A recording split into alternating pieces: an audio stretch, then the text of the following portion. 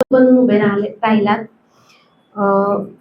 आपल्या कारकिर्दीमध्ये अशीच एखादी लक्षात राहिलेली शस्त्रक्रिया किंवा एखादी संस्मरणीय घटना शस्त्रक्रिया करताना किंवा त्या सगळ्या पिरियडमध्ये सांगू शकाल का? माझ्या तशा खूप घटना आहेत. खूप म्हणजे खूप खूप खूप म्हणजे खूप. पण तुम्हाला एक घटना सांग. मी पाथर्डीला शिबिर करत होतो 2004. पाथर्डीला अण्णा हजारेने उद्घाटन केलं होतं. काय नाही, शिबिर ओके. पेशंट बघ ॲडमिट बघ ॲडमिट बघ ॲडमिट बघ ॲडमिट बस 10-15 हजार पेशंट आले होते. 1 किलोमीटर लाईन लागली होती. झालं, सगळं केलं आणि ऑपरेशन आता सगळे संपून ॲडमिशन संपून तेवढ्यात एक नर्स आली. ती शेवगावून आली होती. ती म्हणली ही अंध आहे, हिला मुलगा 8 वर्षाचा आहे, नवऱ्याने सोडून दिलाय, हिची एक इच्छा आहे. म्हणली काय इच्छा आहे? माझा मुलगा कसा दिसतो मला 5 मिनिटं बघायचं आहे. म्हणजे आपल्याला माहित आहे की डिलिव्हरीत कधी कधी रेटिनल डिटॅचमेंट मागचे पडदे तुटतात. मग तिला त्यावेळेस तिच्या नवऱ्याने दाखवलं, त्यांनी सोनोग्राफी केली तर पडदे तुटले होते. तर तिला सांगितलं हे लेकरू पाडून टाका तरच तुम्हाला दिसेल. तर तिचा नवरा दारू पित होता, त्यानं लेकरू काही हे केलं नाही. ते नाही मला लेकरू पाहिजे. नवऱ्याने सोडून दिलं. लेकरू जन्मलं. 8 वर्षात झालं. मध्ये तिने दाखवलं, मजुरी करत होती, मध्ये दाखवलं. पण ते पहिला बी स्कॅन बघायचे, सोनोग्राफी. अरे हे डिटॅचमेंट होऊन किती 6 वर्ष झालं, कसं दिसेल? सगळ्यांनी सांगितलं. म्हणजे इव्हन रेटिनाच्या सर्जननी पण तिला सांगितलं की तुला दिसणार नाही. आली माझ्याकडे, म्हणजे फक्त 5 मिनिटं साहेब, मला पोरगा दिसला की नको, काढून घ्या माझी नजर. मी तिला तपासलं तर तिचं एका डोळ्याचं पिळपिळ रिॲक्ट होतं.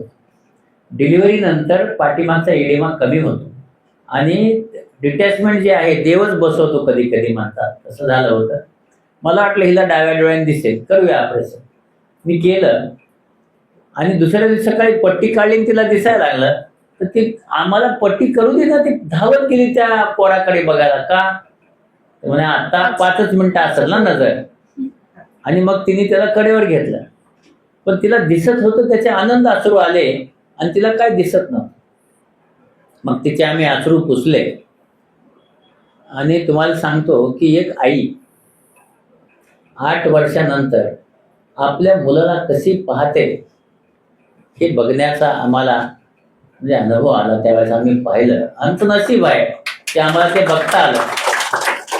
आणि आपल्याला सांगतो की तिथे उभा राहिलेल्या प्रत्येक माणसाच्या डोळ्यात अश्रू होते.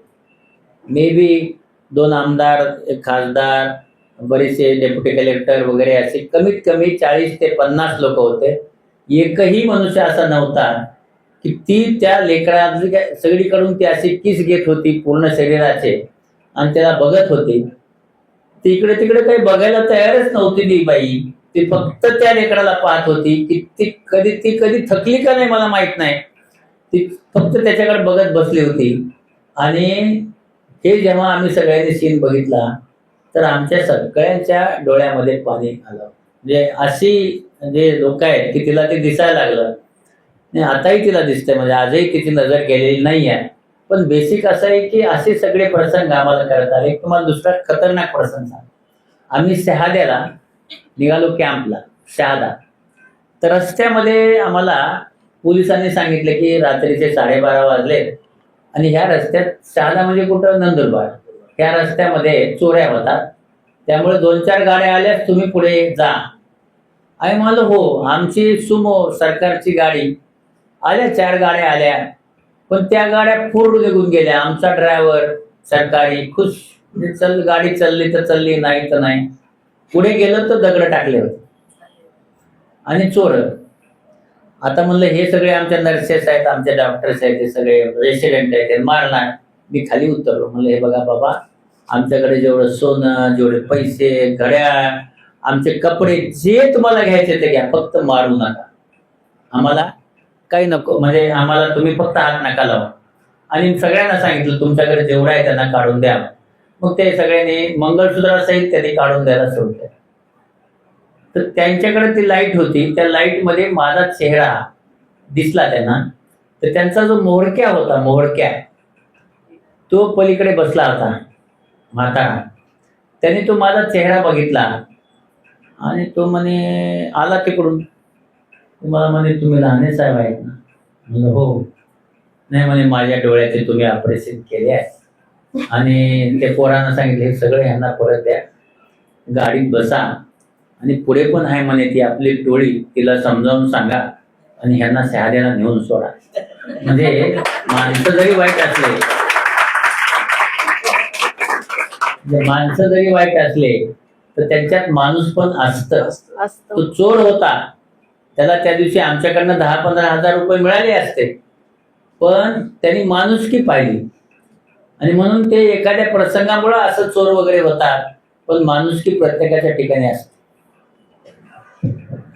सर, त्याने माणुसकी पाहिली, पण खरं तर त्याचं श्रेय आपल्यालाच जातं. कारण की जसं वाल्याचा वाल्मिकी करताना नारद मुनींनी त्याला तो मंत्र दिला म्हणून तो वाल्मिकी झाला, त्याप्रमाणे तुमच्या संपर्कात आल्यामुळे त्याच्यामध्ये ती माणुसकी जागली असेल असं आपण म्हणू शकतो. सर, जे रुग्णालयात आपण अधिष्ठाता म्हणून बरीच वर्ष काम केलेलं आहे, तर तिथे आपण अनेक आधुनिकीकरण अनेक ह्याचं केलेलं आहे डिपार्टमेंटमध्ये. आणि हे करत असताना म्हणजे आम्ही आता गव्हर्नमेंट बरोबर काम करतो, गव्हर्नमेंट सरकारी दवाखान्यामध्ये काम करतो. तर सरकारी दवाखान्यामध्ये अशा पद्धतीचे बदल घडवणं हे काही सोपं नाहीये. त्यासाठी आपल्याला खूप मोठ्या प्रमाणात कष्ट, त्रास सहन करावा लागला असेल, तर त्याबद्दल आपण काय सांगाल? जे रुग्णालयामध्ये मी प्राध्यापक होतो, मी 3 वेळा अधिष्ठाता व्हा म्हणून मला सांगितलं होतं. मला डीन व्हायचं नव्हतं, कारण मी डीनचं मटेरियल नाही आहे. कसं आहे, डीनचं मटेरियल म्हणजे पैसे खाणार, गोड बोलणार. आपण निवड दोड माणूस, कधी पैसे खाल्ले नाही, खाणार नाही, खाऊ देणार नाही, कसं चालेल? पण गावित म्हणून मंत्री होते, ते माझा रूममेट होता, ते मेडिकल एज्युकेशनचा मंत्री. आता काय रूममेटला काय सांगू शकतो आपण? आणि अशोकराव चव्हाण साहेब सीएम होते. विधानसभेमध्ये आपल्याकडे बर्न युनिट होतं एक जेजेला, आणि इनामदार नावाचे डीन होते. तर त्या बर्न युनिटमध्ये एसी नसतो असं त्यांनी विधानसभेत सांगितलं. आणि मग लोकांनी जे उचललं की असं कसं काय डीन सांगू शकतो, आणि एसी तर लागतो, तुम्ही नाही नको म्हणून कसं सांगता? आणि त्यांची 10 फेब्रुवारी ते 28 फेब्रुवारीला रिटायर होणार आहे. 10 फेब्रुवारीला त्यांची बदली करून 4/11ला मला दिला. आणि मला चार्ज द्यायला सीएम साहेब स्वतः, अशोकराव चव्हाण साहेब आणि गावित साहेब आणि आपले म्हैसेकर साहेब, दिलीप म्हैसेकर साहेब आपले हे होते, मंत्री होते. आपल्याला नाही, म्हैसेकर साहेब सेक्रेटरी होते. हे 3 जण माझ्याकडे आले आणि मला म्हणे, तुम्हाला हे ऑर्डर आहे, डीन व्हायचं. मी ऑपरेशन करत होतो. म्हणलं डीन व्हायचं? म्हणलं हो, डीन व्हायचं. म्हणलं नाही, मला काही डीन व्हायचं नाही. तुम्हाला डीन सीएम साहेब आले. म्हणले तोपर्यंत आले नव्हते सीएम साहेब आले. काय म्हणणार? एका राज्याचा सीएम तुम्हाला म्हणतो त्या खुर्चीत जाऊन बसा, आणि 3 जणांनी, सचिव, मंत्री आणि सीएम, या 3घांनी नेऊन मला त्या डीनच्या खुर्चीत बसवलं. आणि तेव्हा काय म्हणला गावी, ते मला तुझं तरी खराब होईल नाही तर ह्या विद्यापीठात तरी चांगलं होईल, काही ना काही होईल ना, तू इथं बस. कारण त्याला माहित होतं मी एक्सेंट्रिक आहे. आणि मग तिथं मला करता आलं. 5 लाख पेशंट यायचे, ते मी 10 लाख केले. ऑपरेशन 16,000 व्हायचे दरवर्षी, ते मी 42,000 केले.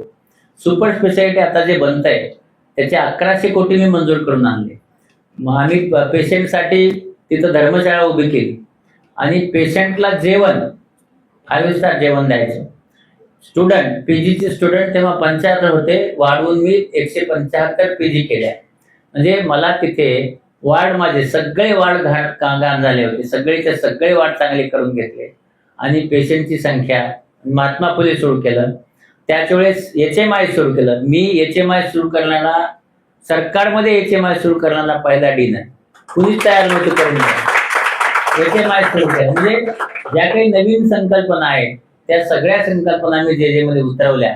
आणि ते जे आहे तर भारतात 5व्या क्रमांकाला होतं जेवढे दिवस मी होतो. 2014ला 5व्या क्रमांकाला आलं.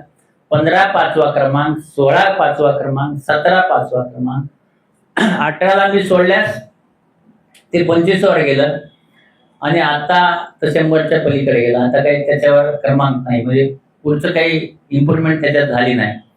तर कसं असतं की ॲडमिनिस्ट्रेशन करत असताना त्रास खूप झाला मला, असं नाही की नाही झाला. पण मला कधी कुणाची भीती का नाही वाटली, कारण मी कुणाचे पैसे घेत नव्हतो. मी चूक असेल कळालं तर मी त्याला सांगायचं हे चुकलंय बाबा आता माझं, मी कळून चूक करत नव्हतो. तेव्हा मला काही भीती वाटत नाही. माझ्यावर अट्रॉसिटीज केस झाली, मी सांगितलं मी केलंच नाहीये, तुम्हाला कुठे जायचं जा.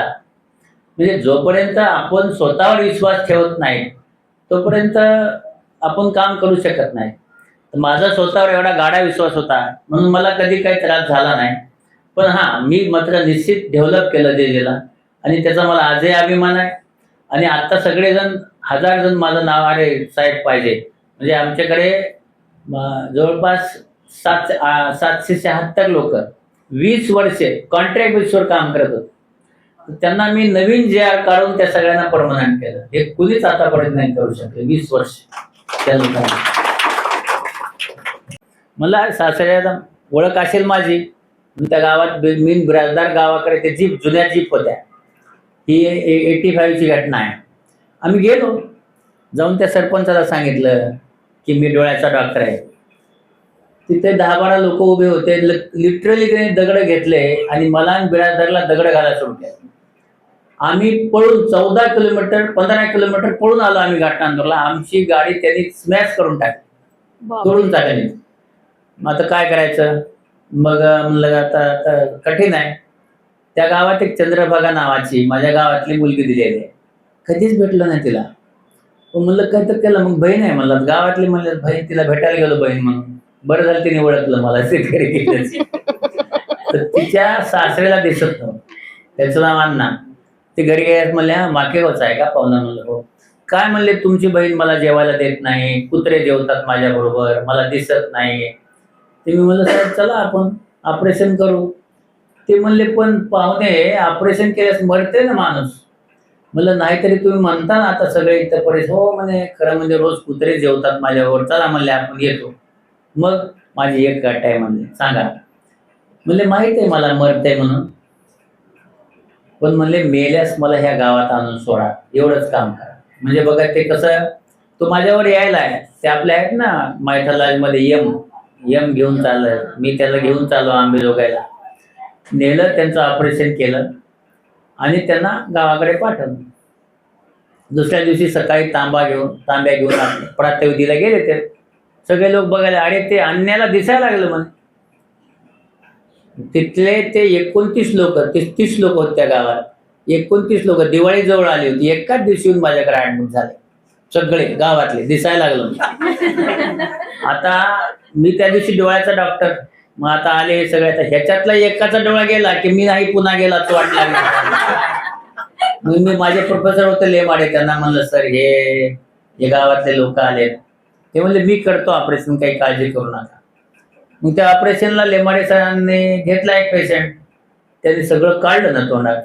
का तुम्ही नाही करायचं म्हणले ऑपरेशन, ते लहाने डॉक्टरनी करायचं. मी लेक्चरर, ते माझा प्रोफेसर, दोघांच्या मध्ये 20 वर्षाचं अंतर. आणि ते काही त्यांनी त्या अन्नाचं ऑपरेशन त्यांनीच केलं होतं, मी नव्हतं केलं. त्यांना दिसायला लागलं होतं, पण ते म्हणे आता हे डॉक्टर करला. मग त्या दिवशी मग मी ऑपरेशन त्यांचं 29 पेशंटचे ऑपरेशन मी तसं 3 तासात करतो आता, है ना. मी ते 29 पेशंट 3 दिवसात केले, रोज 10-10. आणि सगळ्याला नजर आली पाहिजे. एक ऑपरेशन अर्धा तास करीत होतो आणि 29 पेशंटला नजर आली. आणि हे पेशंट गावाकडे गेले. ते गेल्यानंतर मग त्या गावात त्यांचं सगळं म्हणजे लोकांचा म्हणजे हे सगळं त्यांचं वेलकम सगळं झालं. आणि मग चर्चा सुरू झाली की नवीन डॉक्टर आलाय, त्याच्यामुळं आंधळे पेशंट नीट झाले. आता कशाने नीट झाले काय माहिती आहे त्यांना, मोतीबिंदू होता, मोठा आजार नव्हता, काही कळत नाही त्यांना. त्यांनी पेशंटला नजर आणली त्या डॉक्टरने, लय चांगला डॉक्टर आहे. काय असतं बघा, कधी काय गोष्ट आपल्याला मोठं करेल काही सांगता येत. तर तो जो मी प्रयत्न केला त्या गावामध्ये दगड खायचा, ते दगड खाल्ल्यामुळे त्या गावाने मला डॉक्टर केलं. जो काही आता आपण तुम्ही म्हणता ना पद्मश्री झाला वगैरे, अजिबात नाही. नंदागौळ ह्या एका गावामुळं मी तात्याराव लहाने महाराष्ट्रभर माहीत झालो, कारण त्यांनी चर्चा केली. चांगला डॉक्टर.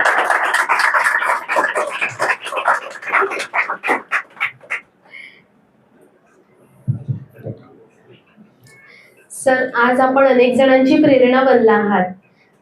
आम्हाला विचारायचंय की पद्मश्री डॉक्टर तात्याराव लहाने यांची प्रेरणा कोण आहे?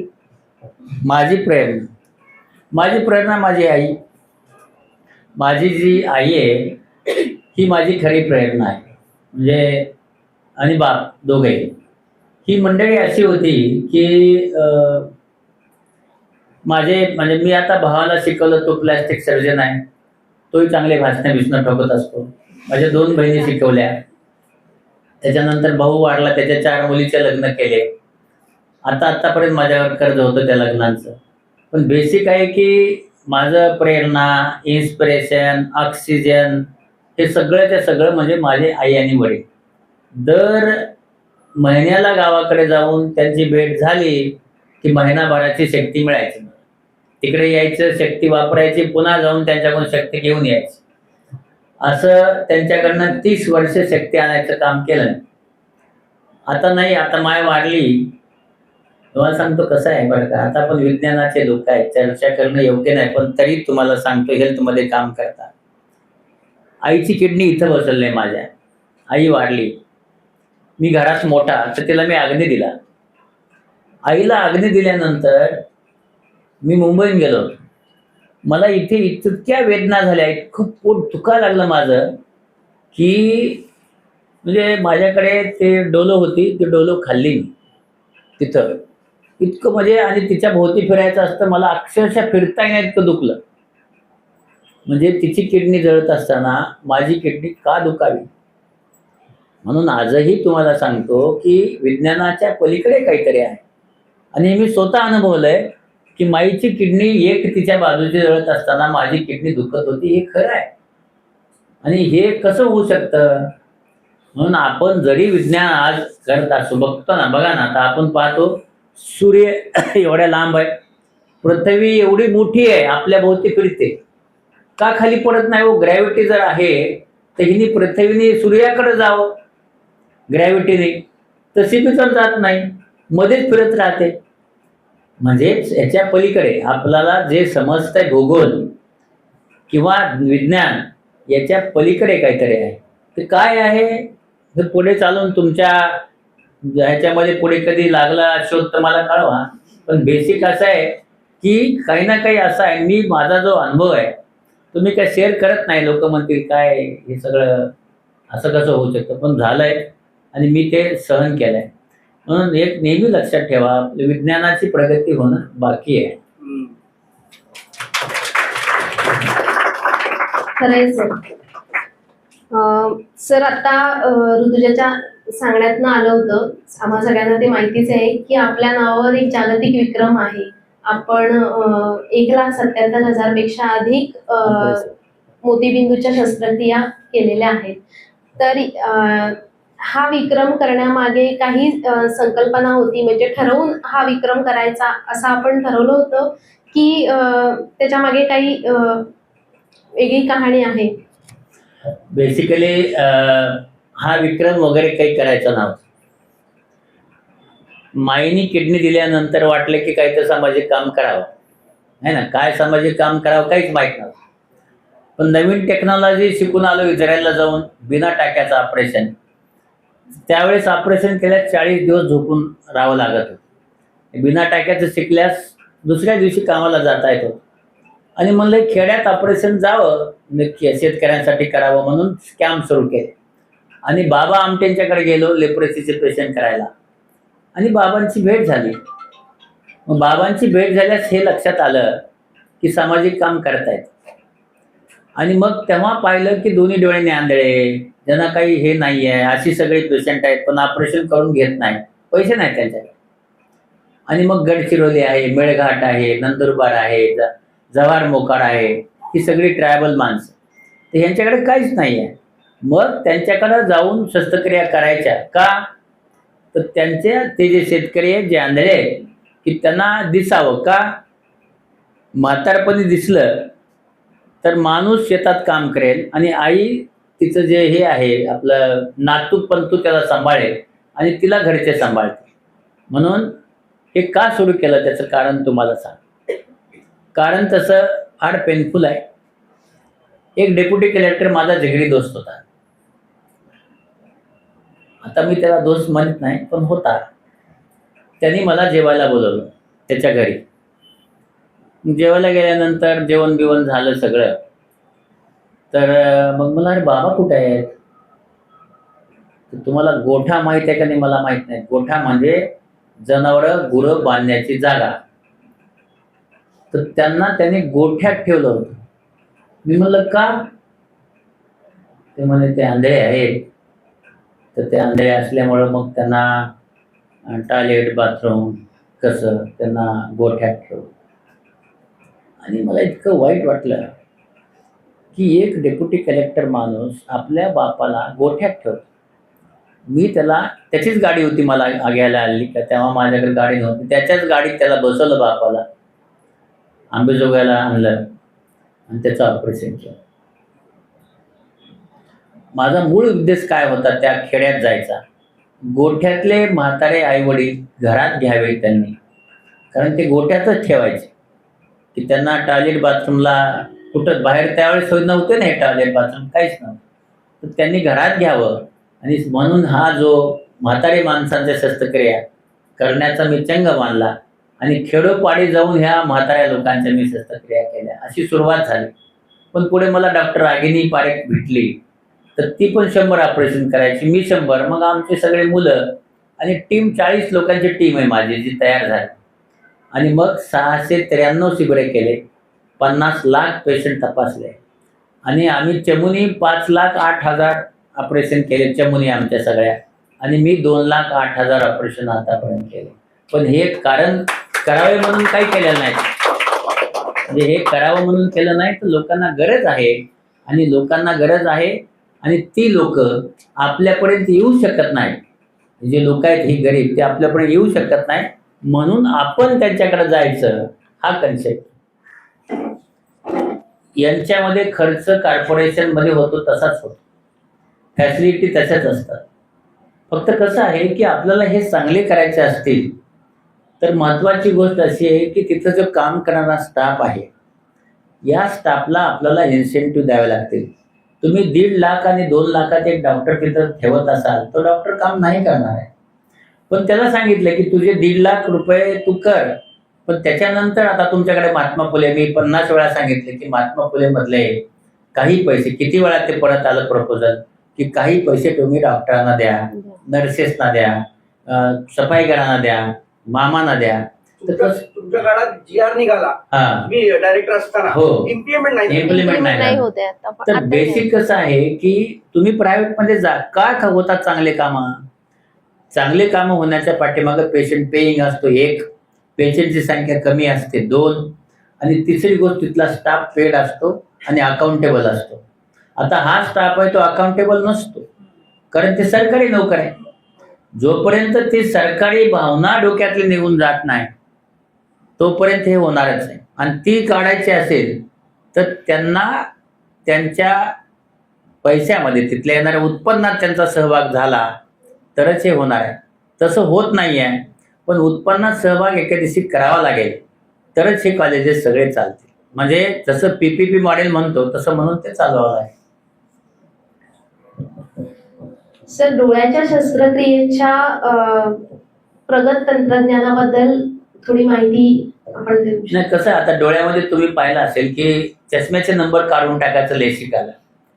ते लेसिक आता आधी ब्लेडनी करायचं, आता ब्लेड लेस आलं. म्हणजे त्याला डोळ्याला टच करायची गरज नाही. त्याच्यानंतर स्माईल आलं आणि त्याच्यात आता AI आलं. मग AI काय आहे की आता समजा लेसिक करायचं आहे तर मी काय विचार करेल की हे कॉम्बिनेशन आहे, हे 6-7 कॉम्बिनेशन मी बघेल. पण जर मी AI ला 200 कॉम्बिनेशन फीड केले आहे ना, तर त्या 200 कॉम्बिनेशन फीड केल्यानंतर मी त्याला त्या पेशंटच्या डोळ्याचं कॉम्बिनेशन टाकलं तर तो AI 200 गोष्टीचा विचार करेल, कारण ती मशीन आहे. आपल्या ह्युमन ब्रेनला एक लिमिट आहे, त्याला काहीच नाही ना, पण त्याला फीड करायचं काम आपला ब्रेनच करतो. पण आपला ब्रेन काम करत असताना आपल्या ब्रेनला एवढ्या सगळ्या गोष्टी बघायची सवय नाही, कारण आपण लावली नाही. जर लावली असते तर आपल्या ब्रेनने 100 विचार केले असते. आपली सवयला आपलं काय धोपट आहे, हा हे आहे ना हे करा, हे आहे ना हे करा, असं करा. तसं AI करत नाही. AI त्याला 200 कॉम्बिनेशन मध्ये वेगवेगळ्या टाकतो आणि सांगतो दिस इज बेटर. आणि म्हणून तुमचे जे रिझल्ट येणार आहेत, ह्युमन एरर नावाची गोष्ट शून्य झाली आहे. AI मुळे ह्युमन एरर शून्य झालाय. आणि पुढे कसं झालं की आता जेव्हा रोबोट आले, तर ज्या शस्त्रक्रियेला सारखं पुन्हा एकच स्टेप सारखी करायची असते, तिथं रोबोट चांगलं काम करू शकतात.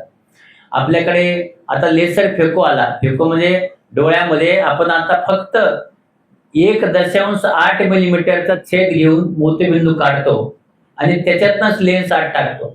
म्हणजे रक्त काढून घेण्यासाठी लावलेली सुई ह्याच्यापेक्षा अतिशय लहान छेद डोळ्याला घेतो. डोळ्याला आपला त्याच्यात इंजेक्शन द्यावं लागत नाही, काही करावं लागत नाही. आता सध्या आपण आता विचार करतो की बुबुळ मिळत नाही, पण आर्टिफिशियल कॉर्निया म्हणजे आपल्याकडे आता आपण अतिशय जवळ आहे की आपण आता असा कॉर्निया बनवतोय की जो कॉर्निया आपण म्हणतो ना नेत्रदान, तो नेत्रदानासाठी आपला माणसावर अवलंबून राहावं लागणार नाही. तर तो कॉर्निया आपण आता डोळ्यामध्ये नवीन आर्टिफिशियल कॉर्निया टाकतो. म्हणजे आपला सांगतो की डोळ्याच्या विभागामध्ये रेडिओलॉजी नंतर सगळ्यात जास्त जर प्रगत कुठलं विज्ञान असेल तर ते डोळ्याचं विज्ञान आहे. डोळ्याच्या विज्ञानामध्ये खूप मोठी प्रगती झाली आहे. आज आपण एवढे मोठे चष्म्याचे नंबर काढून टाकतो, पण डोळ्याच्या विज्ञानामध्ये अधोगती पण झाली आहे. आता ते तुम्हाला शेवटी सांगेल काय अधोगती झाली.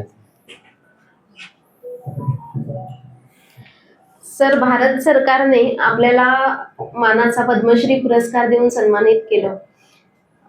तो पुरस्कार स्वीकारताना आपल्या मनामध्ये नेमकी काय भावना होती?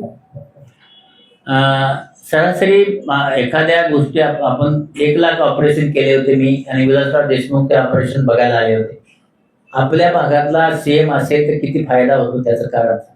CM होते ते, आणि लातूरचं एक पोरगं 1 लाखावर ऑपरेशन करते, स्वतः बघायला वार्डात येऊन माझ्या बसले CM. आणि त्यांनीच माझं नाव घेऊन पाठवलं आणि मला 25 तारखेला फोन आला की मी भटनागर बोलतो. मला बोला. तेव्हा तुम्ही पद्मश्री घेता का? आता तुम्ही सांगतो लोक पद्मश्रीचे एवढे मागं लागले, ते मला घेता का? म्हणलं घेतो, तुम्ही द्या. आणि काही नाही, अर्ज पद्मश्री कुठे डोक्यात पण नव्हती, ती दिली त्यांनी. आणि मग मी विलासरावजींना फोन केला, म्हणलं सर पद्मश्री आणखी मिळायला पाहिजे तुम्हाला, तुम्ही खूप चांगलं काम करता. आणि त्या दिवसाचा एकच फायदा झाला, पद्मश्री मिळण्याच्या अगोदर आम्ही कॅम्प करायला जेव्हा जायचो, आम्हाला तिकिटे मिळत नव्हते ट्रेनची, आम्हाला बसची तिकिटे मिळत नव्हते. आम्हाला 6-6 जणला लोकांना एकाच खोलीत कोंबायचे, 10-10 रुपयाचं जेवण आम्ही करायचो, म्हणजे आम्हाला कुणी काही देत नव्हतं. पद्मश्री झाल्यानंतर माझ्या टीमला सगळे अगदी 5 स्टार मध्ये ठेवायचे, गाड्या पाठवायचे, ट्रेनमध्ये तिकीट. आता मी तर VIP कोट्यातच पडलो ना, त्यामुळे तिकीट मिळायचे. तर आम्हाला पैशाचा काही फायदा झाला नाही, पण आमचा सामाजिक स्तर उंचावला आणि माझ्याकडे बघायचा दृष्टिकोन बदलल्यामुळं आम्हाला पुढे सेवा करायला आली. म्हणजे पद्मश्रीचा फायदा एवढा झाला की मला ग्रामीण भागापर्यंत जाता आलं. पोलीस आहे, कलेक्टर आहे, कोणी असेल, तात्याराला आले, हा पद्मश्री आहे. त्याच्यामुळे आम्हाला सोयी सुविधा मिळाल्या आणि काम करता आलं. 2008 नंतर आम्ही खूप काम केलं, पण ती संधी मिळाली त्याच्यामुळे. आपल्याला मिळालेल्या सन्मानाचा अशा प्रकारे समाजसेवेसाठीच उपयोग करणारे व्यक्ती खरं तर विरळा आहेत. सर, माझा पुढचा प्रश्न आहे की आपण मोतीबिंदू मुक्त महाराष्ट्र हे अभियान यशस्वीपणे राबवलं, पण याच धर्तीवर मोतीबिंदू मुक्त भारत करण्यासाठी आपला दृष्टिकोन काय असेल? मला खरंच मोतीबिंदू मुक्त भारत करायचा होता. मोतीबिंदू मुक्त महाराष्ट्र करण्याचं स्वप्न देवेंद्र फडणवीस साहेबांनी बघितलं आणि मला करायला लावलं. मी 17.5 लाख ऑपरेशन केले 2.5 वर्षामध्ये, म्हणजे पूर्ण महाराष्ट्रामध्ये. आताही करतो मी. आता 17 तारखेनंतर मी ते काम करणार आहे. बेसिकली मला भारतभर हे करायचं होतं, त्याचं कारण सांगतो. की आता आपल्याकडे भारत देशात 1,02,00,000 कॅटरॅक्टचा बॅकलॉग आहे. 1,02,00,000 आणि हे सगळी लोक मॅच्युअर कॅटरॅक्ट होणार आहेत. तर हे सगळा बॅकलॉग मला कमी करायचा आहे आणि म्हणूनच आताच जे मला रामेश्वरने करायला सांगितलं ते मी घेतलंय. 15 दिवसामध्ये मी हे ऑपरेशन करून दाखवणार आहे. त्याच्या मागचा मला हेतूच हे आहे की पंतप्रधान साहेब याच्या उद्घाटनाला येणार आहेत आणि त्यांच्या समोर मला हे मांडता येणार आहे की याची गरज, कारण गरीब लोक आहेत, सगळेच पैसे देऊ शकत नाहीत आणि म्हणून ह्या गरीब लोकांच्या पर्यंत आपली सेवा जावी आणि भारतभर आपण मोतीबिंदू मुक्त भारत नाही, अंधत्व मुक्त भारत करावं असं माझं स्वप्न. सर नक्कीच आपल्या या स्वप्नाला परमेश्वर व्यवस्थित पाठबळ देऊ. आमच्या सर्वांच्या शुभेच्छा आपल्या सोबत आहेतच. सर पुढचा प्रश्न माझा असा आहे की आता लहान मुलांना खूप लवकर चष्मे लागतात किंवा यंग जनरेशनचा पण स्क्रीन टाइम खूप जास्त आहे, तर त्यांच्या डोळ्यांचं आरोग्य चांगलं राहावं यासाठी आपण काय सल्ला द्याल? मी तुम्हाला तेच सांगत आता तुम्हाला सांगितलं की जसे आता नवीन शोध लागल्यानंतर डोळे चांगले झाले किंवा आपण चांगलं करू शकतो, तसंच आपण आताच म्हणलं की नुकसान पण करू शकतो. आता मला तनुजाने विचारलं की लहान मुलांचे डोळे चांगले राहावे याच्यासाठी तुम्ही काय करा. याच्यासाठी मी काहीच करू शकत नाही. त्याचं कारण तुम्हाला सांगतो की बघा, विज्ञान समजून घ्या. तुम्ही ऐकणार नक्कीच नाहीये. कसं आहे की मला हे माहिती आहे की तुम्ही माझं काय ऐकाल आणि काय ऐकणार नाही. तुम्ही माझं ऐकणार नाही हे मी तुम्हाला बजावून सांगतो. का सांगतो? हे बघा, मोबाईल एक अशी गोष्ट आहे की ती तुम्हाला समजा जेवायला, त्याच्यापूर्वी कसं होतं, अन्न, पाणी, वस्त्र, निवारा, आहे का नाही? आता तसं नाही. Mobile mobile mobile mobile. मिळालं तर अन्न, मिळालं तर वस्त्र, नसलं तरी चालतं, मिळालं तर निवारा. म्हणजे आपल्याकडे आपलं जर काही सध्याची रिक्विजिट काय, मोबाईल. पण विज्ञान समजून घ्या, मोबाईल हे चालत असताना आपण आपलं जे हे असतं मायक्रोवेव्ह टेक्नॉलॉजीवर चालतं. तर 1.6 इलेक्ट्रिक फ्रिक्वेन्सी वापरली जाते, आपले रेडिओ फ्रिक्वेन्सी वॅट एका फोनला. 2 फोन जेव्हा आपण जोडतो, इकडचा आणि इकडचा, 1.6 आणि मॅग्नेटिक पॉवरने ती पकडली जाते. आपण कानाला लावतो, कानामध्ये त्या वेव्ह जातात, कान दुखतो, आपला गरम होतो कान, पण तरी आपण लावतो. असं म्हणतात की त्याच्यामुळे जवळपास 5% मेंदूचे कॅन्सर वाढले आहेत. 5%. आतापर्यंत माझ्याकडे 3 पेशंट येऊन गेले ज्यांचा स्क्रीन टाइम 12 घंटे होता. इथे लावायचे, त्या तिघांनाही मेंदूचा कॅन्सर निघाला. तर हे जे कॅन्सर आहेत ते वाढले आहेत. आपल्याकडे काय झालंय की आपण हा जो मोबाईल आहे त्याचा आपण विचार करा तुम्ही, 1.6 म्हणजे 3.2 इंटू किती मिनिटं, हे एका मिनिटाचं आहे, इंटू किती मिनिटं, 1000 मिनिटं, म्हणजे किती व्हायला तो, म्हणजे त्याचं वॅट व्हायलंय 200, 250, 300 वॅट तुमच्या कानात चाललंय.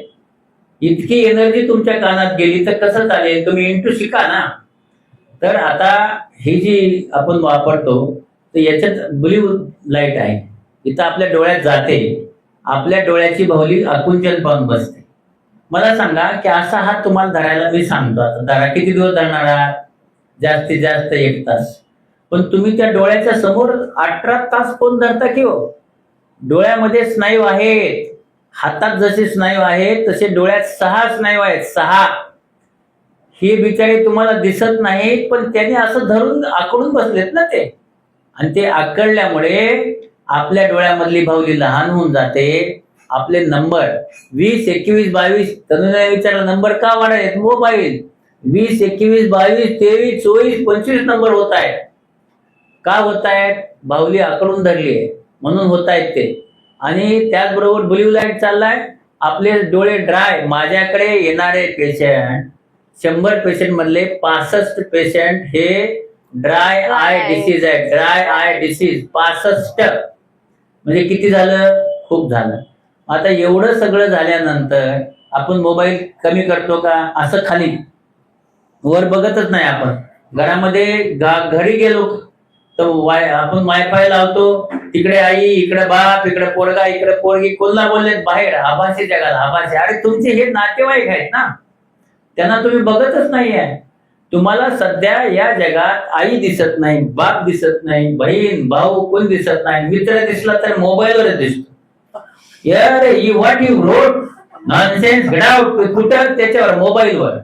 त्याला शिव्या तिकडं, आणि त्याला एक फोन केला उचलला नाही, तुम्हाला you are not pick up my phone. म्हणजे काय?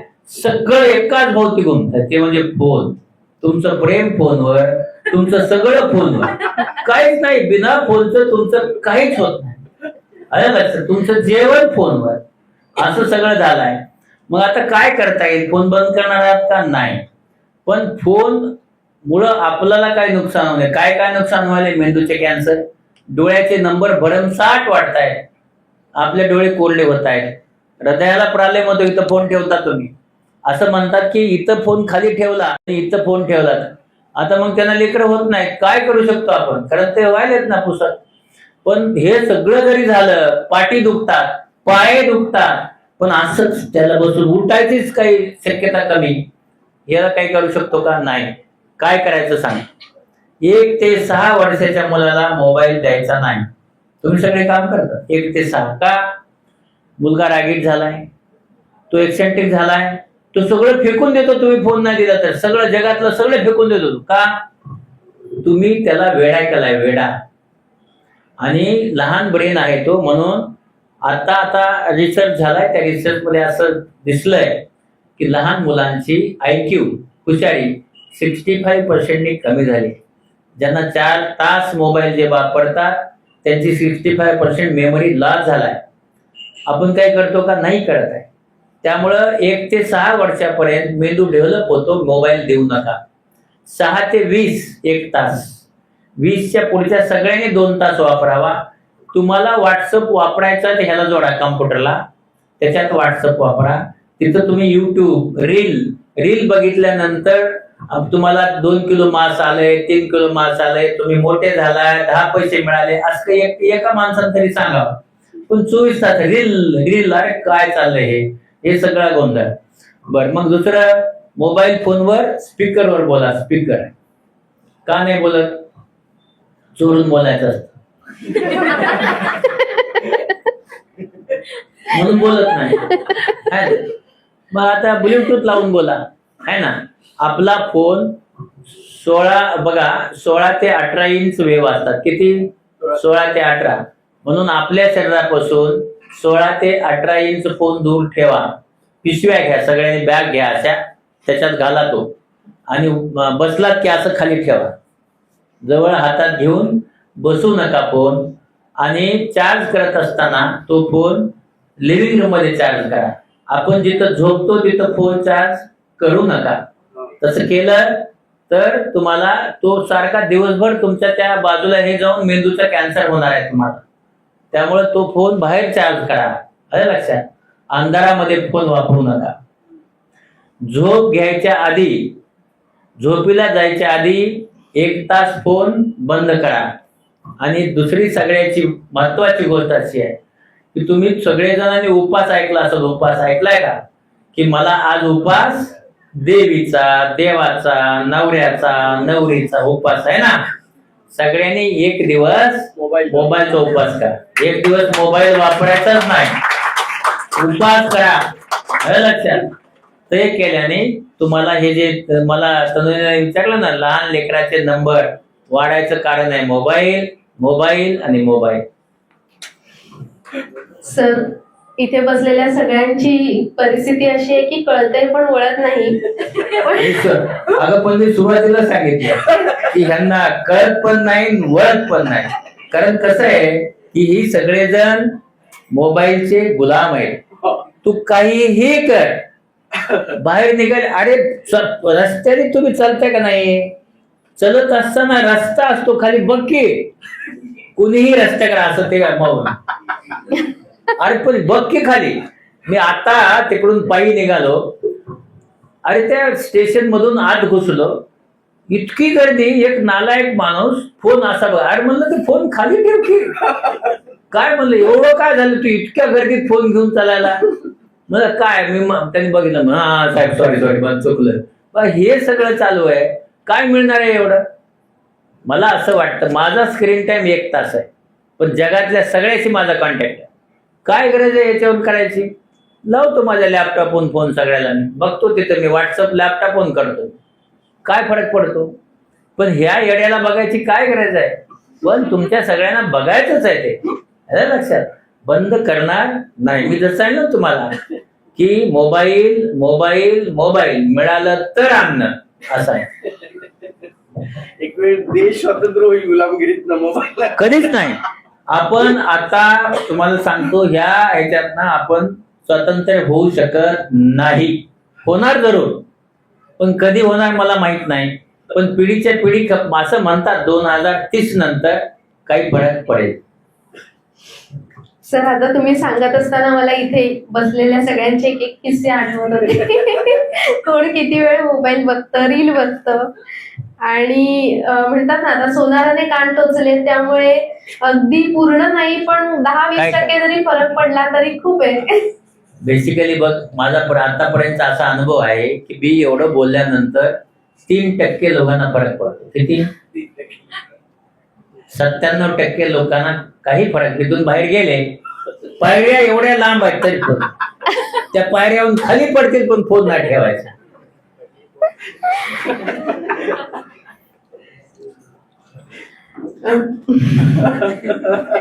पुढे जाऊया. सर आम्ही आपल्या आई वडिलांबद्दल ऐकलं, पण आता पुढे आपलं कुटुंब म्हणजे वहिनी आणि बाकी सर्वजण, तर आपल्या या यशस्वी कारकिर्दीमध्ये आपल्या कुटुंबाची साथ कशी राहिली हे मला बघा कसं आहे की माझी बायको सुलोचना म्हणून आहे, अतिशय श्रीमंत घरातली पोरगी आहे. तिच्या नावाने 105 एकर जमीन परळीत आहे. कधी जन्मली तेव्हा मोठं घर आहे, आणि माझ्या नावाने मोठी झोपडी आहे माके गावामध्ये. अशा झोपडी धारकाचं लग्न बंगल्या धारकाशी झालं, आता काय सांगायचं. सुलो माझी बायको खूप मोठ्या घराण्यातली आहे, म्हणजे गोपीनाथराव मुंडेची पुतणी. म्हणजे तुमच्या लक्षात आला असेल आता किती मोठी आहे ना. आणि एकुलते एक, भाऊ बहीण काही नाही आहे. पण माझ्यावर लग्न तिचं झालं 1980ला, 45 वर्ष झाली. 45 वर्ष म्हणजे सुरुवातीच तर ठीक आहे, आता ह्या 30 वर्षात जेव्हापासून माझी किडनी बदललेली आहे, मी घरी जाईलच असं मला कधी सांगता येत नाही. माझं घरी जायचा वेळ कधी असतो, शुक्रवार शनिवार रविवार मी तर नसतोच, कॅम्पला असतो. तिने मला आतापर्यंत असं विचारलं नाहीये की तुम्ही कुठे गेलता आणि का गेला होता. एक, बाहेर जाताना बॅग भर म्हणून सांगितलं, बॅग भरते. घरी गेल्यानंतर माझं किडनी बदललंय, 12 वाजता जरी गेलं तर हसून या, आणि स्वयंपाकाचं पीठ ठेवलं असतं. आमच्याकडे काम करायला 6 बाया आहेत.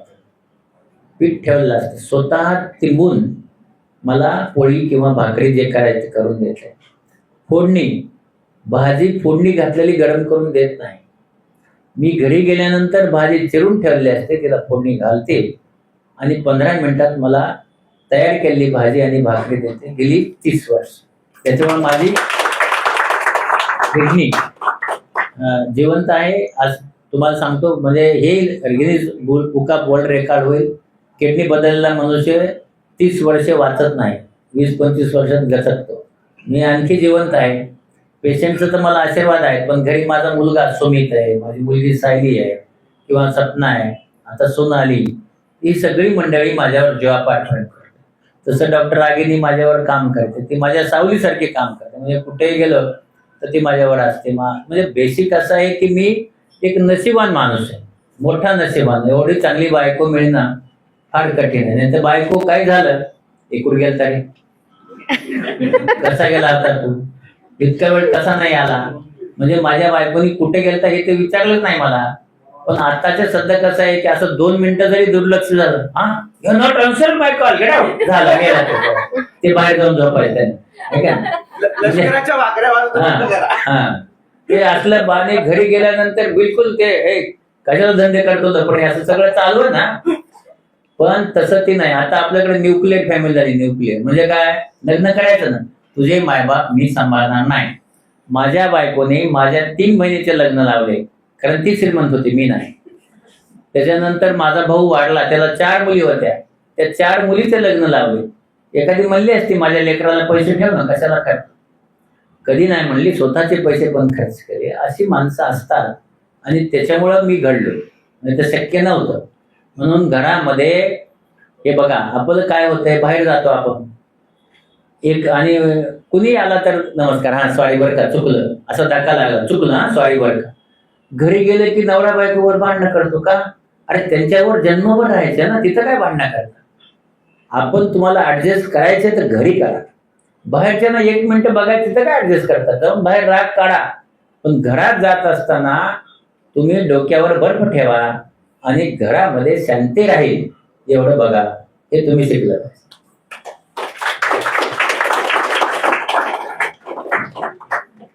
खरं तर वहिनींसाठी पण जोरदार टाळ्या झाल्या पाहिजे.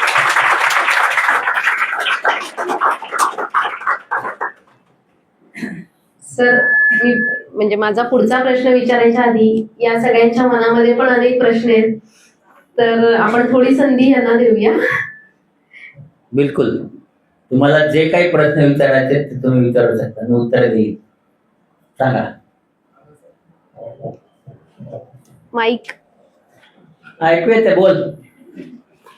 मगाशी आपण गप्पा मारताना सर म्हणून गेले की महाराष्ट्राचा आरोग्य मंत्री आपल्याला बनलेला आम्हाला सगळ्यांना पाहायचं, अशी आम्ही इच्छा पण प्रकट केली मगाशी.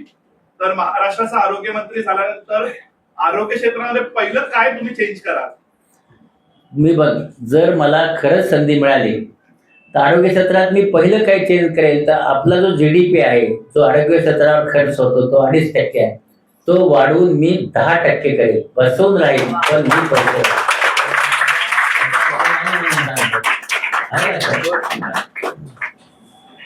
सर, एक म्हणजे लग्न होत असताना डायरेक्ट आमदारांच्या मुलीशी लग्न आणि हा सगळा विषय म्हणजे कसा जुळून आला की तुम्ही आधी ओळखत होतात? मग नाही, तुला सांगतो कसं आहे, हा विषय टाळला होता. मी एका कंडक्टरच्या घरी राहत होतो, PUC फर्स्ट इयरला. त्याला एक 10 वर्षाची त्याला 10वीत एक मुलगी होती त्याची. तर माझ्याकडे काहीच नव्हतं, मजुरीच करत होतो. त्या कंडक्टरकडे गेलो मी, म्हणलं, त्याची कंडक्टरची बायको माझी खूप चांगली फ्रेंड होती. तर तिला म्हणलं तुझी पोरगी देईन मला लग्नाला आणि मला शिकव, बाकी काय तुझं घर आहे, मोठं घर होतं त्याचं पहिले. मला काय बंगला आहे तुमचा, मला काय शिकवायचं, जीवच घालायचे, बाकी काय करायचं आहे. तर तिला पटलं ते आणि मग तिने तिच्या नवऱ्याला सांगितलं. मग नवऱ्याने त्याच्या बापाला सांगितलं. त्याचा बाप ते पाटील होता, असतं ना पाटील गावाकडे, तुम्हाला माहिती आहे गावाकडचे जे आहे ते पाटील. ही गोष्ट आहे 75. ते पाटील गावात घोडा घेऊन आले. घोडा गावात आल्यानंतर तुम्हाला माहित आहे गावातले लोक आपल्यावर लई प्रेम करत असतात. तसंच माझं गाव आहे. तर ते खाली उतरले, म्हणले काय कसं का आलं पाहुणं, गावात चावडी असते का असते माहित नाही, गावात एक मारुती असतो का असतो माहित नाही, पण आहे सगळ्या गावात हे असतं, तिथंच आपण जा. मग म्हणले ते पुंडलिकाच्या पोराकडे आलो. हा हा पाहुणे होऊन आलाय का, बस उतरा खाली. गावातलं प्रेम. चहा घेऊन गेले. म्हणले कोणतं पुंडलिक? ते म्हणले पोरगा आहे ना पळायला शिकायला, त्याच्यासाठी आलो, घरी जावं म्हणतो त्यांच्या. बरं म्हणजे मग बसवलं, चहा पाजला, सांगितलं त्याला झोपडी आहे, प्रेम, त्याला शेत नाही, गरीब आहे आणि तुमची मुलगी दिली तर ती मजुरीच करेल. ते आमच्याकडे आलंच नाही, गावातल्या प्रेमाने पळून गेलं. त्यांनी काही मुलगी दिली नाही. आणि पुन्हा हे 2 आमदार माझ्याकडे आले, किसनराव देशमुख आणि रघुनाथराव मुंडे. आणि मला सांगितलं आमदार आले तुमच्याकडे. तर डिन बिन पळाले 2 आमदार आले माझ्यानंतर. म्हणलं का आले? मी तर गरीब, माझ्याकडे गादी पण नव्हती. दुसऱ्याची गादी मागितली, कॉट मागितलं. मी खाली झोपत होतो चटईवर. त्यांना बसवलं. थोडा नेता होतो, कॅन्टीन बिंटीन घाबरायचे मला. कॅन्टीनला फोन केला चहा पाजवून. आणि मग म्हणले जरा आम्ही आलो होतो पाहुणे म्हणून. म्हणलं काही चुकलंय साहेब तुमचं, आणखी एक लहान आहे म्हणलं इथे. कारण माझ्याकडे कसं मला सांगा ना, एका कंडक्टरनी पोरगी दिली नाही, आमदार देईल का, मी कसा काय विचार करणार. तर मी म्हणलं काहीतरी चुकलंय म्हणलं तुमचं साहेब. इथं शिरहाडी लहाने नावाचे दुसरे डॉक्टर, ते श्रीमंताचा होता, म्हणलं ते म्हणलं वर राहतात, माझ्याच वर त्यांचं 3ऱ्या मजल्यावर आहे म्हणलं, तुम्ही चुकीच्या ठिकाणी आले. ते मला म्हणले तुम्ही तात्याराव, म्हणलं हो. मागे गावचे म्हणले हो. तुमच्याकडे झालो म्हणले. आम्ही परेशान झालो. मी म्हणलं पण साहेब ते आमच्या गावाकडे जा आणि बघा म्हणलं, मला शेती नाही म्हणलं, 1.5 एकर जमीन आहे, झोपडीत राहतो म्हणलं मी, आमदारांची मुलगी कसं काय द्या म्हणलं, ते जरा आणि गावाकडे योग्य नाही वाटणार म्हणलं. किसनराव देशमुख आमचे आमदार होते, मला त्यांना विचारा. तर ते म्हणले नाही आम्हाला द्यायचीच आहे. मला कळेच ना म्हणलं का. तर त्यांनी, चांगली माणसं आहेत हा, माझा 10वीचा मेमो, माझा 11वी 12वीचा memo, first MBBS, second MBBS चे मेमो, 5 मेमो माझ्या हातात दिले. त्यांना कसे मिळाले, कोणतरी केलं असेल, घेतले असते. मी म्हणलं हे काय, सगळीकडे 75% वर मार्क आहेत म्हणजे तुला. म्हणलं हो. त्या मेरिटला द्यायची म्हणले मला मुलगी, ही मुलगी मेरिटला द्यायची, तुझ्या पैशाला देत नाही आहे, आणि फक्त मला मेरिट होता म्हणून त्यांनी ती मला मुलगी दिली. आणि माझा फार चांगला माणूस होता. कधी कधी त्याची इच्छा पूर्ण झाली असते. रघुनाथराव मुंडे असते तर मी आता CMच्या जवळपास असतो, पण मी आमदार असतो. गोपीनाथ मुंडे डेप्युटी CM झालेच ना, मी आमदार असतो ना. पण आता काय, मला 85 तिकीट पण मिळालं होतं, पण घरचे नाही म्हणले. माझी बायको आणि सासू जेवलेच नाही, राजकारणात जाऊ नका. त्यांना अनुभव होता ना घरचा. माझ्या पेयला दिलं, दौंडला दिलं मी तिकीट, ते मंत्री झाला, पण माझ्या घरचे तयार नाही झाले. बेसिक असं आहे की आपल्याला जेव्हा इच्छा नाही तेव्हा आपण काय करू शकतो. आणि म्हणून ते लग्न माझं आमदाराच्या पोरीवर झालं, कंडक्टरच्या झालं नाही. कधीही लक्षात ठेवा, मेरिट असेल ना, जर तुम्ही मोबाईल बंद करून मेरिट घेतला तर तुम्हाला नक्कीच आमदार पोरगी किंवा पोरगा देईल. आता कुठं शक्य आहे. सर आताच्या जमान्यात असे आमदार मला वाटत नाही मिळत. अजिबात नाही. आता नाही तर अजिबात नाही. विचार. सर एक कन्सेप्ट आहे जी लहान असताना मला शिकवली गेली होती, colour blindness.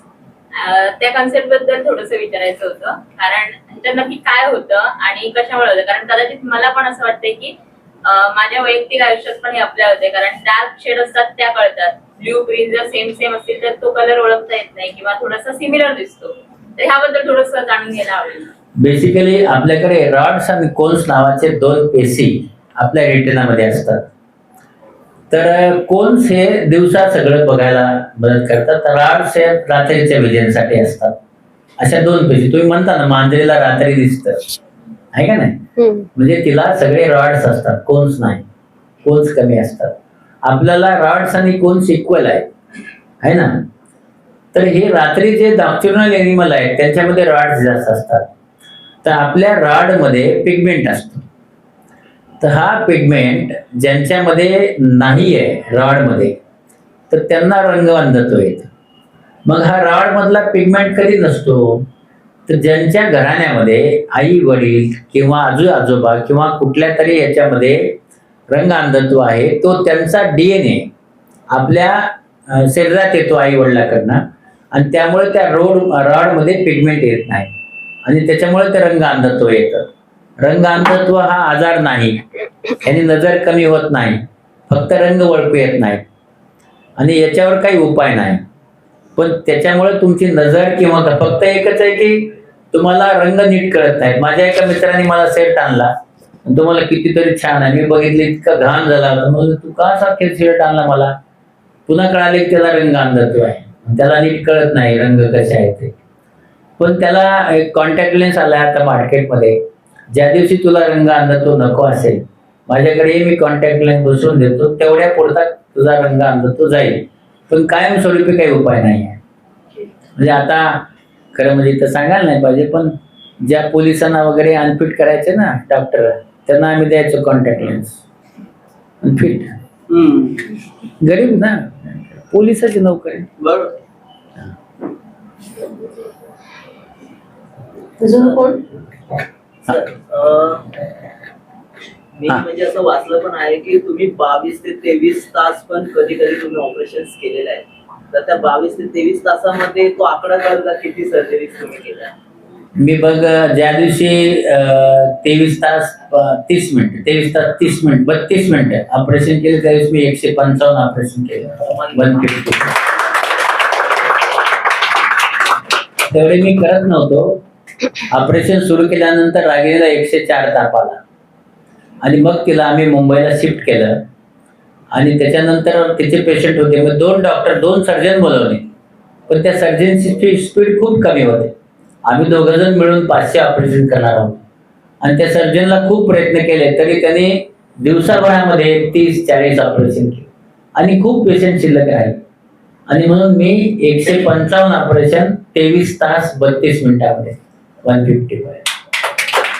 That is hi. कुठल्याही एका डॉक्टरने एका दिवसात एवढे ऑपरेशन केले नाही.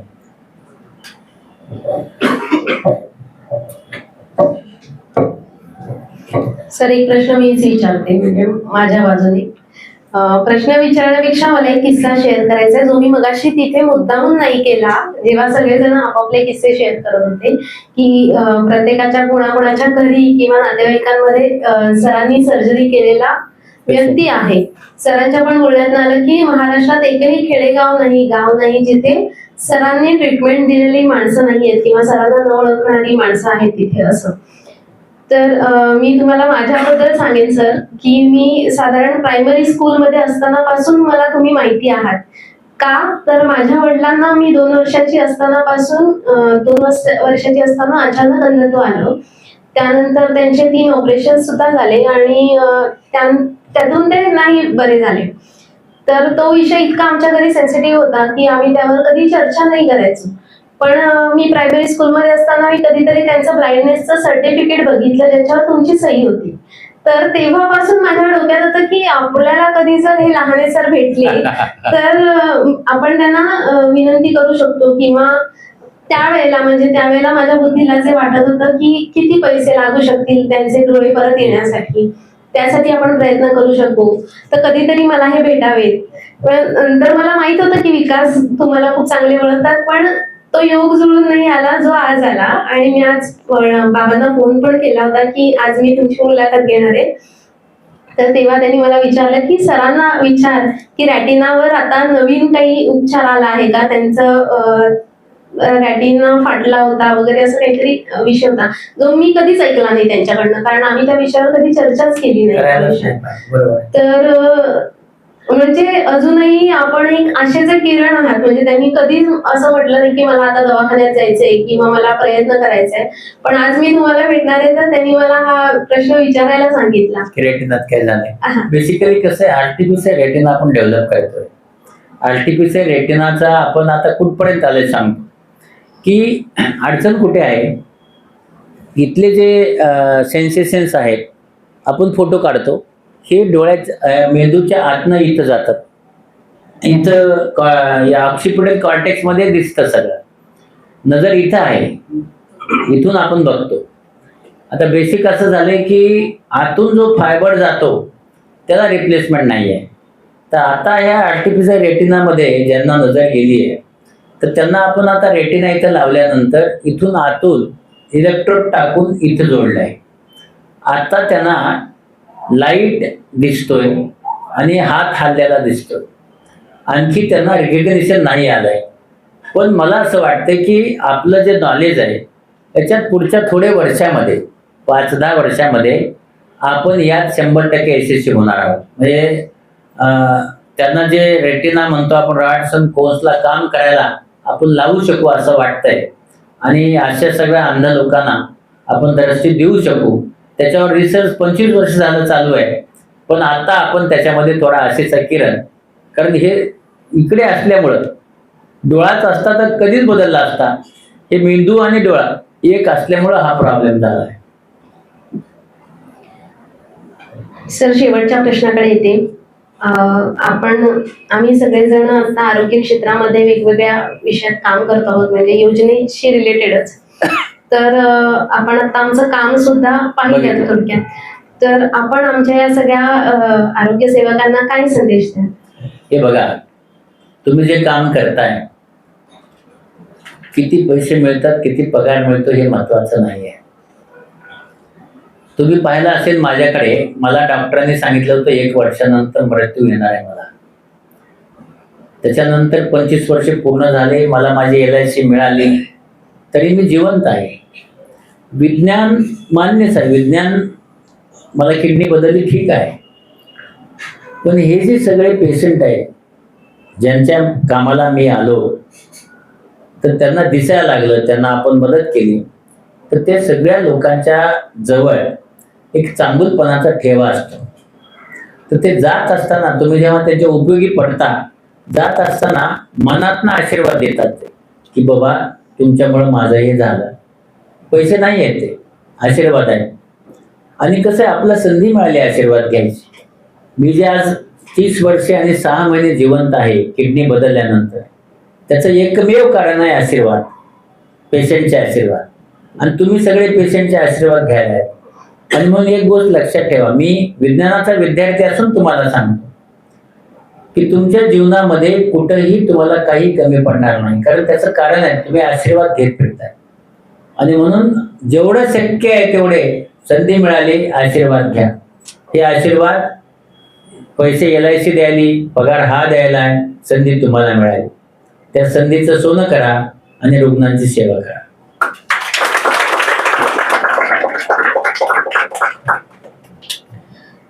देखणे ते हात ज्यांना निर्मितीचे सोहळे, अशा शब्दामध्ये आपण आदरणीय सरांचं वर्णन करू शकतो. जगभरातल्या कित्येक रुग्णांच्या डोळ्यांना नवा उजेड देणाऱ्या आदरणीय पद्मश्री डॉक्टर तात्याराव लहाने सर यांनी फक्त शस्त्रक्रिया नाही तर लोकांच्या जीवनात आशेचा किरण पेरलाय. त्यांच्या कौशल्यासोबतच सेवाभावाने आज हजारो कुटुंबांचं जीवन उजळून निघाले आहे. मानव सेवेला अर्पण केलेलं आयुष्य, प्रत्येक रुग्णाशी ठेवलेली आत्मीयता आणि वैद्यकीय क्षेत्रातील अद्वितीय योगदान यामुळे त्यांचं नाव खऱ्या अर्थाने इतिहासात अजरामर झालेलं आहे. आम्ही सर आपल्या चरणी नतमस्तक आहोत सगळेजण. आपण इथे आलात आणि आम्हाला मार्गदर्शन केलं त्याबद्दल खूप खूप धन्यवाद. पुढची सूत्र मला विकास आणि वहिनीचा आणि तुमच्या सगळ्यांचं अभिनंदन करायचं आहे. तुम्ही खूप चांगलं, म्हणजे तुमच्या लक्षात नाही येणार की हे फार मोठं काम आहे. कारण रुग्णांना मदत करणं, ज्यांच्याकडे पैसे नाहीत त्यांना पैसे मिळवून देणं आणि त्यांना त्यांची सेवा करणं, हे फार मोठं काम आहे. अतिशय चांगलं काम तुम्ही करताय. माझ्या शुभेच्छा. थँक्यू.